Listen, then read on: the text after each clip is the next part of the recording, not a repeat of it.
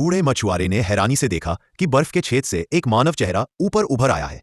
तीनों लोग एक दूसरे को देखने लगे। उन्हें समझ ही नहीं आया कि बर्फ की मोटी परत के नीचे कोई इंसान कैसे हो सकता है। तभी हल्की सी मदद की पुकार सुनाई दी।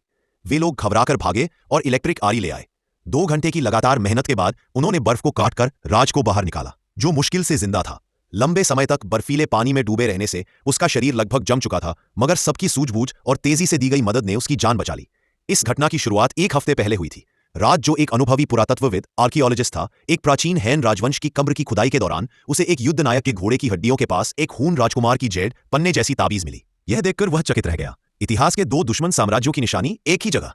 लेकिन तभी से राज को बार बार एक ही सपना आने लगा। सपने में एक हैन सेनापति और हून राजकुमारी एक दूसरे से प्रेम करते हैं और वही जेड ताबीज उनका प्रेम प्रतीक है। पर हर बार सपना उसी पल टूट जाता जब उनकी जुदाई होने वाली होती।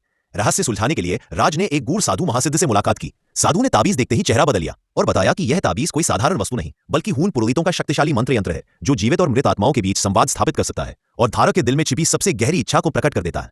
राज को अब समझ आया, सपने में दिखने वाला सेनापति वास्तव में उसे अपनी अधूरी प्रेम कहानी पूरी करने का संकेत दे रहा है।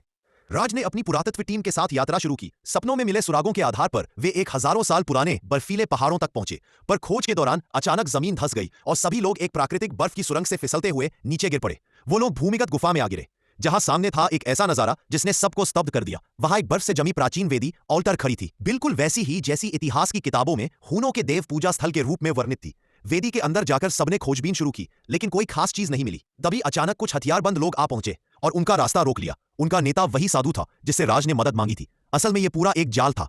साधु शुरू से ही हूनों के खजाने के पीछे था और राज की टीम का पीछा कर रहा था। आधुनिक उपकरणों से स्कैन करते हुए उसे वेदी के पीछे कुछ छिपा हुआ दिखाई दिया। राज के मना करने के बावजूद उसने विस्फोटक लगाकर पत्थर की दीवार उड़ा दी और जो दृश्य सामने आया वह किसी चमत्कार से कम नहीं। एक विशाल वृक्ष ब्रॉन्ज ट्री बर्फ के अंदर जमा खड़ा था और उसके शीर्ष पर जड़ा था 10 टन वजनी सुनहरा देव प्रतिमा। लालच से अंधे साधु ने तुरंत आदेश दिया, राज और उसकी टीम को बांध दो। लेकिन उसने एक गलती की, उसने राज की जेब में छिपा हुआ छोटा चाकू नहीं देखा। राज ने रस्सी काटी और अपने साथियों के साथ वापसी हमला किया।